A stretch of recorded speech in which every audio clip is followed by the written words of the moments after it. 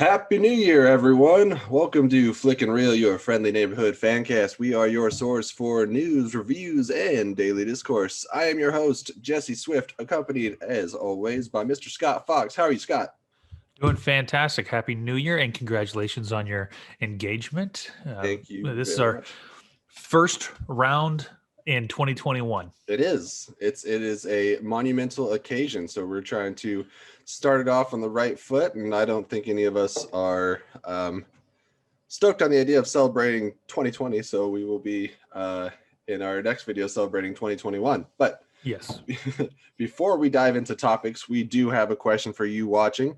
Are you on the go and barely sitting long enough to watch a podcast? Don't worry, we have you covered. You can also find us on Spotify, Google Podcasts, Breaker, Pocket Cast, and Radio Public. All our links can be found in the description below. We really want to grow this channel and devote more time and energy into making informative and entertaining content for years to come. This can only be achieved by support from the fans. So please don't forget to click that subscribe button and hit the bell icon to be notified anytime we release news breakdowns, trailer discussions, and more. Great. With that out of the way, Scott, what is our first topic? All right. So, fresh off the heels of Wonder Woman 84, we get news that Gal Gadot and Patty Jenkins are reuniting for Wonder Woman 3, even though Patty Jenkins says she has enough material, enough story for 2 more movies. But it sounds as though the next one will be the wrap up for the trilogy. What do you think? We both know how we felt about Wonder Woman 84, and I was looking forward to, Rogue Squadron and stuff. To me, the important announcement is not whether or not like Patty Jenkins and Gal are returning. That's kind of the foregone conclusion. But I need to know who's writing this thing, because I think that the last entry really fell apart in the writing. I don't know whether or not to be excited. I don't know where the DC universe is going to be at this point in time. And I don't know when she's going to get around to doing this, because as far as I know, timeline wise, I don't know if she can sneak in another blockbuster between here and Rogue Squadron. Are you excited about this news? Looking forward to it? I'm not even gonna say cautiously optimistic for me, but how do you feel? I will say cautiously optimistic Okay. because a lot of times a trilogy is redeemed in the third act. Right? You get that third part and it can kind of bring it back around, especially because the underwhelming reaction and product of Wonder Woman 84. It's got entertainment value, but it's just got a lot of flaws in the movie. It does. The story being a huge part. A lot of, well, I won't rehash Wonder Woman 84. Basically, what I'll say is Watch this a is an review. opportunity. Yeah, this is an opportunity for them to right the ship on this. I assume Patty Jenkins and Jeff Johns wrote the bulk of this because, or at least laid the groundwork, because he was integral in writing Wonder Woman 84 with Patty Jenkins. They wrote the script and the story for it. So, the question of who's writing this one, I think the bigger question is who's critiquing this one, That's a fair point. and not necessarily who's writing the story. It's in the storytelling, in the actual filming and production of it. Patty Jenkins is going to have to avoid built-in spoilers and forced foreshadowing. That was the Achilles heel to this movie, was that there was no surprise. It was literally the most predictable movie I've seen in a long time. And I'll get into another comment that she made when people asked her about Cheetah, and I won't talk spoilers about Wonder Woman 84, but we'll say that Cheetah, in the sense that we know her, doesn't seem to be a factor anymore by the end of the movie. And Patty Jenkins was saying she's leaving the door open for Cheetah to return, and she's expecting to do this next film in a more contemporary time. The Barbara Minerva Cheetah character would then be 80 years old, possibly in a retirement home. So I don't know what her plan is for that. She seems really beyond, as far as we can tell, very confident about this film, very happy with how it turned out. And I'm wondering if, while making Wonder Woman 84, if she already had her trajectory planned out and she's based it off of the storytelling and stuff in this film. And if so, I think it might need some recalibrating. I want to say it's not.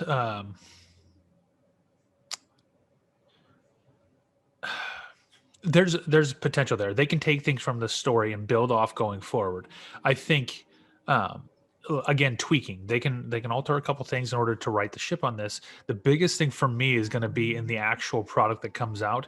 If they can just avoid spoilers or the literally showing us something in the first 2 minutes of the movie that plays an integral part in the total movie, that anybody who watches movies goes, that's important. And then that literally, and every one of those things was crammed in your face. So if they can write some of those things and be subtle, I mean, heaven forbid we have subtlety in movie making. Um, I think that it's got potential. Wonder Woman, the first Wonder Woman, is a great movie. It's really solid. And Wonder Woman 84 just fell a little short. And I don't think it's necessarily the fault of any one thing other than the foreshadowing being just abysmal. That and okay, there's other things I can pick on, but I'm still excited for this because it is a chance for. And Patty Jenkins has proven herself as a capable and able director and producer and writer. She knows what she's doing. We have to have a little bit of faith. Even incredible directors, Spielberg, Francis Ford Coppola, all these big name directors have made crap movies. Yeah, Scorsese has made crap movies. It's okay. You know, part of this is, does she learn? Does she grow? And can she improve on the next one? we can't pretend that Indiana Jones and Kingdom of the Crystal Skull didn't happen. I'm sorry, I don't know what that movie is. I refuse to admit that into canon. My son, that's his favorite Indiana Jones movie, and I just have to listen to him and say, "You're wrong." It's The Last Crusade, because you get Han Solo and James Bond as a family. Absolutely. But now I'm off onto a different tangent. But she talks in her sleep. All right. Well, we'll move on. That's pretty good, Connery. Oh, thank you. That one line. That's all I got. All right. Well, moving on to our next topic. President of DC Films, Walter Hamada, who recently, the last few years, took over to right the ship of DC Films. Get out of here.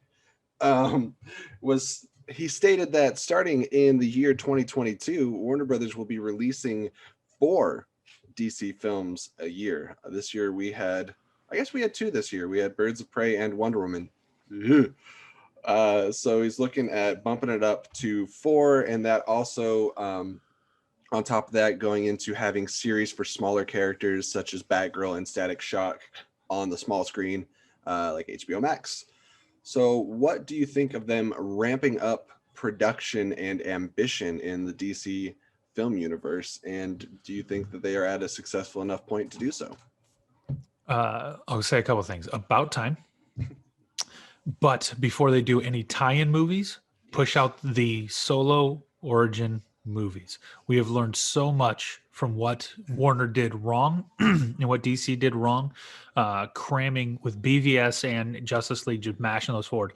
There was a quote that came out this week that Hamada said that it might have been him or Zack Snyder, but one of them made the comment that Warner is more popular than Marvel, or DC is more popular than Marvel. Currently, as far as quality of movies and productions, it's not even close. Marvel just lambasts Warner. However, box office talks. Yeah. However, if you look at canon, look at stories, look at comics, and look at characters, when you think of superheroes, you go Batman, Superman. Right. People say the top 3 superheroes would be Batman, Superman, and Spider-Man overall, and so 2/3 of that is Marvel. And it's been a shame that Sony's crippled Spider-Man, but that's finally being redeemed by Marvel. Yes. But Warner has the depth of catalog and characters and familiarity. And if anything, if they just leaned properly into Batman and Superman, we could have something outstanding. And pushing out that many films a year, whether it's shows or other things, that's going to allow them to expand, bring more characters in, do stuff. The challenge will be, can they have the continuity that Marvel has? And that will require somebody paying attention at the top. Somebody has to be involved in the overall arc. They have to do the Kevin Feige or the Faye yogurt or whatever it is. Somebody has to be in that position of Kevin Feige to oversee all of the arc so that we have continuity. And we've already seen things, and we're going to talk about this in the next topic, where we're going to be seeing with comic books, you can have altering timelines. And now we're going to be getting some of that stuff. And great, like with Flashpoint and other things, we got Flashpoint on one side and Multiverse of Madness on another. So it's very interesting to see where that goes. Now, I know that you said it's about, due time for this to happen. Do you think that with the track record, whether it be box office or just overall reviews, that there's a little bit of putting the cart before the horse, a little bit of, if you remember Universal's Dark Universe, when they announced that they're doing The Mummy, they said, all right, we've now casted The Invisible Man and Bride of Frankenstein, and we're doing all these movies, and then Mummy bombed, and they're like, or we won't do that. It's a shame. Well, the key is the product that hits the screen has to be up to snuff. Right. Now, the one thing that saved Warner is that you have die-hard fans, and you save DC, is that you have die-hard fans who refuse to accept what Joss Whedon did to Justice League, knowing that Warner interfered. And the fans, this is the reason why Warner has a chance, because they have the characters, is that they were relentless in pursuing the Snyder Cut. The fans demanded it, right? And if the fans want something, the fans will get it. The like you said, money talks, right, at the box office. And if the fans are going to demand this stuff, well, the fans better also show up to watch these things 100%. too. But I think that's one of the saving graces is people have been very forgiving of what happened because of what happened with BVS and then BVS Ultimate Edition fixing a lot of plot holes, a lot of issues with the movie. And again, that was Warner forcing Snyder to cut a half hour out of a movie that didn't need to be cut. The 3 hours movie plays pretty well. And 2.5 hours actually of what we got felt longer than the 3 hours of the Ultimate Edition, which is weird because Snyder Ultimate Edition makes flows. Longer movies. It's one of those things when you hire him for a project, look at his track record. Watchmen got an extended cut. Almost surprisingly, Man of Steel seemed to be a pretty complete movie, but for the most part, he likes making movies that clock in around 3 hours.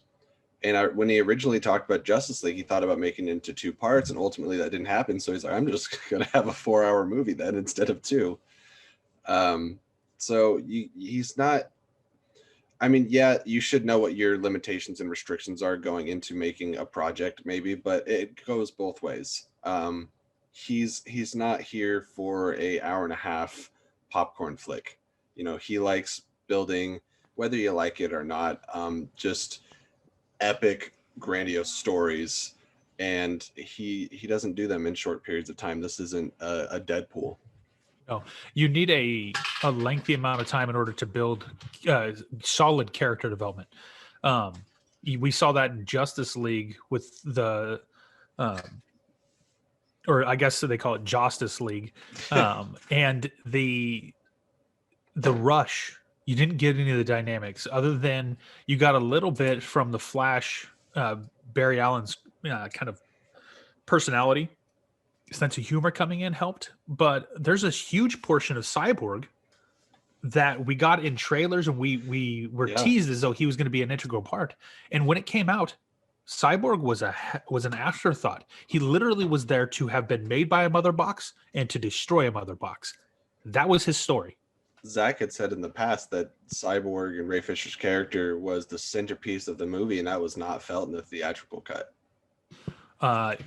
That statement, if you would have watched that movie and you had heard that statement, you're like, I don't get it. I don't see it at all. So all that being said, I'm excited for this news, mostly because I'm a huge Batman fan. Absolutely love Batman. Michael Keaton's 1989 Batman is still the best Batman movie ever made. And I would say that that Ben Affleck's Batman is right there next to Michael Keaton. He as far as got his own. Yeah. He never got the standalone, and that's a shame. And from all the things, as a matter of fact, this was coming out this week, that if Ben Affleck's Batman script that he wrote Right. would have done, the Zack Snyder said it would have done fans proud and they would have loved it. And it's a shame we're never going to see that. It came from, I have it pulled up over here. It was Jay Olivia, which is the storyboard artist for the Justice League and I think some other Zack Snyder products, or projects, I should say, rather, said that, you know, he knew the Ben Affleck Batman script and then it would have done fans proud, as you said. And man, what I would have given to either be a fly on the wall during the early production of that or to get my hands on a script, but maybe that would just be more depressing. However, speaking to Batman, I think that is a great segue onto our third and final topic. Again, speaking to Walter Hamada a couple days later, he went on to say that they're going to do something that has never before been done. And to his credit, he's absolutely right. They're going to have 2 ongoing Batman franchises theatrically. It's not like a show and a movie like The Flash, but they're going to have 2 going. And the first thought before I started really reading into this, I was like, oh, is this confirmation that Ben is back? But they will be recasting Batman in the DCEU. And I understand that Ben's a creative. He likes to be behind the camera almost, if not more than in front of it now. And there's just, it was a big mess with that. So, and I get that they want to have maybe a later in years Batman that is experienced and it can do more fantastical things, fight Clayface, aliens, things like that nature. And then the Robert Pattinson grounded, gritty first couple of years of Batman. And I think it'd be really cool to see that dichotomy between the 2 types of Batman. But Scott, how do you feel about this announcement? Are you a little trepidatious? What do you got? Again, comic books have so many altering timelines and storylines. Fans will get that. The question, again, will always come down to what do they put on the screen? If it's a quality movie, quality storytelling, quality character development, it'll be fine.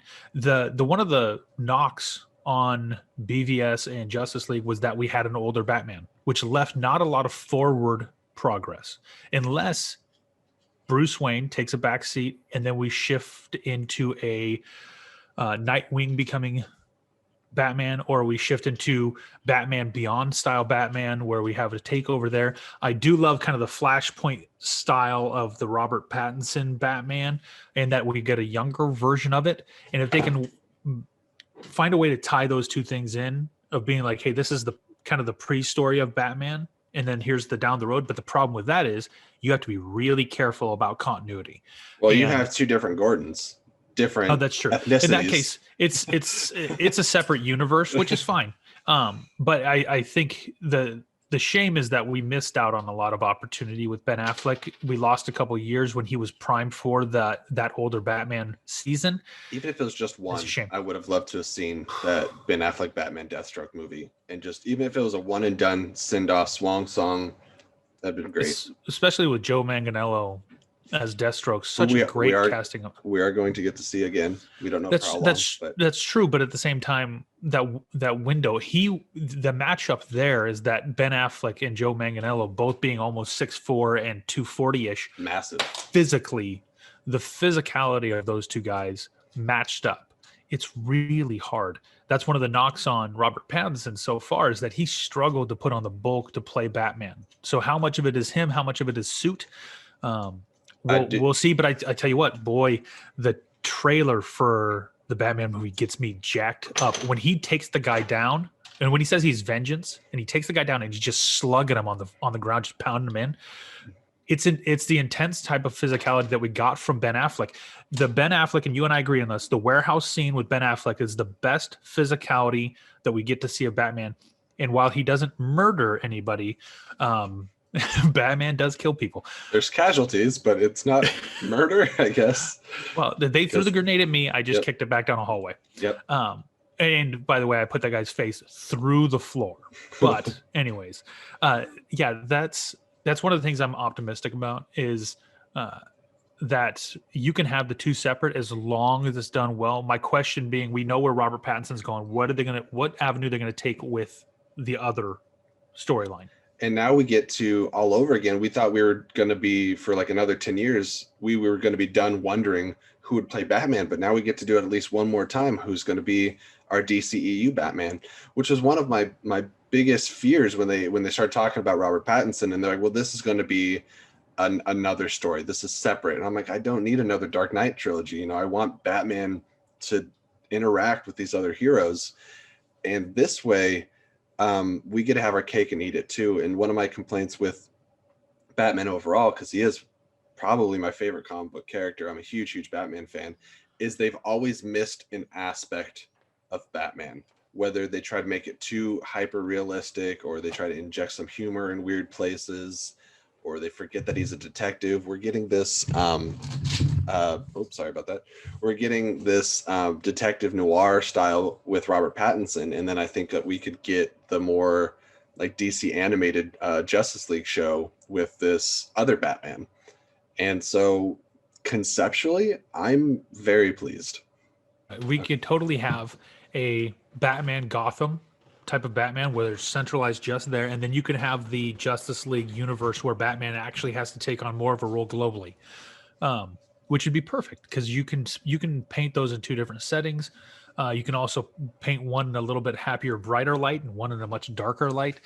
You can do different things by having the two going at the same time. And since they're clearly going to be in different time frames age-wise, an older Batman and a younger Batman, or a new Batman and an experienced Batman, you can totally do that and have it do justice, as long as the movies don't suck. Exactly. That is the point that you have to keep coming back to. And a lot of times people were saying that you couldn't do this. Like you couldn't have a TV version of a character and a movie version, or a two ongoing franchise, because they didn't give the general audience enough credit. And I think we're now approaching that moment in comic book movies where they're like, we're not new anymore. Your friends will educate you, or you'll educate yourself and you'll figure it out, because Marvel's done holding your hand. And I think hopefully this works out for them, but I think DC is seeing what Marvel is doing, and they're like, well, we're also not going to hold your hand. I'm like, well, you haven't earned that yet, but you can try it. Because I don't know how many people are going to care about Flashpoint and everything going on in that when we have yet to get attached to this version of Barry Allen. But that's a whole nother conversation in itself. I just do think it's exciting that they are exploring the possibility of this. I mean, we have two Batmans, and then we also have on Marvel's side, they're doing like what if, and that's another exploration of different versions of these characters that we already know. Comic book fans are some of the savviest fans out there. And we've also found out that they have money to spend at the theater, Yes. right? Multiple times. The comic book movies, the action movies, and I think especially in a time that we've had the last couple of years, and especially in 2020, and now moving forward, this ability to depart a little bit from reality and go into that fantasy world to be able to see the extreme or the crazy, fans are with it. And in comic books, the different universes, the different iterations of characters. I mean, you could have 20 different versions of Superman. You can have more than that of Batman. Spider-Man, you can have all kinds of it. And matter of fact, that is, we talked about that in one of the other podcasts. You want to check it out. But the Spider-Verse, there's all these different things that you can do. And you're right. Warner is probably taking a hint out of what Marvel has done. And hopefully they learn some things, but they don't rush to be Marvel. Marvel beat you. They gave themselves a decade head start. And whenever you rush, bad things happen. Just be okay with it. Move forward and take what you can. Well, you brought up, my boy, Superman. And I need to have a sit down with Walter Hamada, because it's all great that we're getting Wonder Woman 3, Aquaman 2, Shazam, Fury of the Gods, a second Suicide Squad movie. Black Adam. You want to talk Batgirl, Static Shock. You want to have two different ongoing Batman franchises. That's nice. Where's my boy? Where's Man of Steel 2? Why are you doing him so dirty? You got a jacked, 250 pounds of just giant muscle mass sitting doing a Netflix show, you're squandering the potential of my favorite and a lot of people's favorite Superman, despite how he has or has not been handled in some of these other movies. Henry Cavill is Superman, and I'm sick and tired of constantly hearing, well, we have no plans for him. Figure it out. There's hundreds, if not more, of giant directors that would be chomping at the bit to take this property. Now, we did hear a little while ago that supposedly J.J. Abrams is going to take a crack at Superman, but it has not been confirmed whether or not he'll use Henry Cavill. Why wouldn't you? I'm fine with J.J. Abrams wants to do that. J.J. Abrams would be the perfect guy to bring in Martian Manhunter, bring in Brainiac, bring in so many different things because he can write like it's nobody's business. He loves space. And he's revived franchises. He revived Star Trek. He revived Star Wars, minus passing off number 8. But anyways, that's my one slip for this week. Then Abrams is tried and true as far as his ability to interject some life, some creative writing and storytelling. Don't move on from Cavill. He is so good as Superman. And I know that we have some people who listen to this channel who disagree with that. But I tell you what, right here, me and you, buddy, we are on the same page. Henry Cavill is Superman.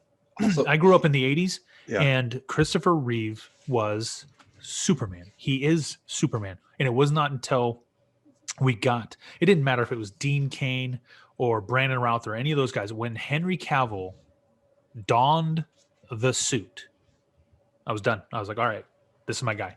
And just the first image of him, it was like against like the bank vault and stuff, just holding it. I was like, that man, dude. I didn't know who he was. I was just like, oh my gosh.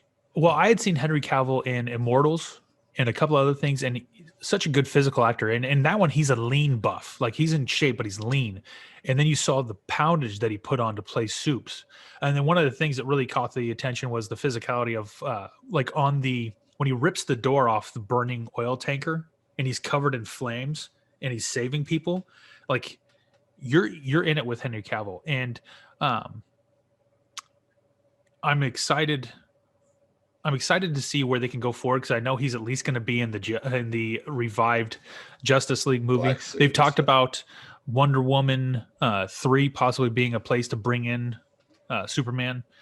There's all these different spots. Just don't move on from Cavill. He is so good as Superman. And I'm not going to say that he doesn't still have potential, but I will say that he's now 38. He's not the young buck he was in Man of Steel. So hurry up. Let's go. Get the ball rolling. And I don't want to completely, divert the topic, but I would be remiss not to bring up my feelings about all these announcements with not even a hint of Kal-El. Yeah, it was disappointing. I'll be honest. They've done so much stuff with DC, and they've announced so much stuff, and to leave that on the shelf and not say a word about it. And I don't know if that's contractually with Henry Cavill. Maybe they haven't been able to iron that out. That's why we only got this much of Superman and not his face at the teaser at the end of Shazam. Also, you look at that and, like, not to be that guy, but I was like, that's not Cavill's body. No, it didn't have the bulk. Yeah. But you can also see the pictures of Cavill, and I know a lot of that's training for The Witcher season 2. But I follow him on social media, and he's in shape for Superman right now. He's got the bulk back on, and not that he ever dropped it, but why would you move forward from a character who did such a great job? And I know there's some mixed emotions with people about, Man of Steel. If he hadn't broken Zod's neck at the end, sorry, spoiler alert, it's 10 years old. If he hadn't done that, I guarantee you your average fan would have been in love with the movie, but they've got this perception that he can't kill anybody, even though it was a Kryptonian and he had to save lives. It's the same people that complain about collateral damage in BVS. It's the same crowd. They're just... Fact is, Superman does have a code that he lives by, and we could go onto a Man of Steel tirade for any given day for hours at a time. Let's just suffice it to say, in the canon of all the Warner DCEU stuff, Man of Steel may not have the highest rating, but it's way near the top for me. Matter of fact, I might put it as number 1 in what they've done. I think me and you have the same top 2. whether or not that interchanges, but it's probably Shazam and Man of Steel. I would say Shazam. Oh gosh. Well, again, we could do an entire show on this, but right, it's good. Bring back Cavill. Right. All right, guys. So we talked about Gal Gadot and Patty Jenkins coming back for Wonder Woman 3. 4 movies starting next year. Now I can say next year, we'll have 4 DC movies every year. What do you think about that? And part of that being 2 ongoing Batman franchises, Robert Pattinson, of course, being one of them. So please let us know in the comment down below what you think about all this DC news. We didn't do it intentionally, but the only people that had much to say this week was Hamada and Warner Brothers. So with that, we're going to prep for our next video here. And until next time, been Scott and Jesse. Keep it real.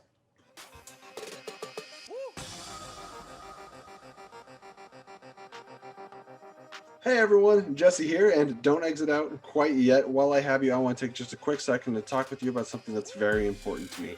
Right now on the Flickin' Real channel, we're just a couple of guys sitting around and speaking geek, but we think that we can build into something greater. We think that we can build a community, a place for all of us to come together and talk about our thoughts and experiences about various types of fandoms. For this to happen though, we do need your help, so please do me a huge favor and subscribe to the channel.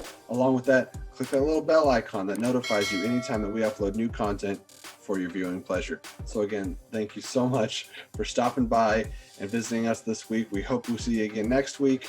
And just remember, until then, keep it real.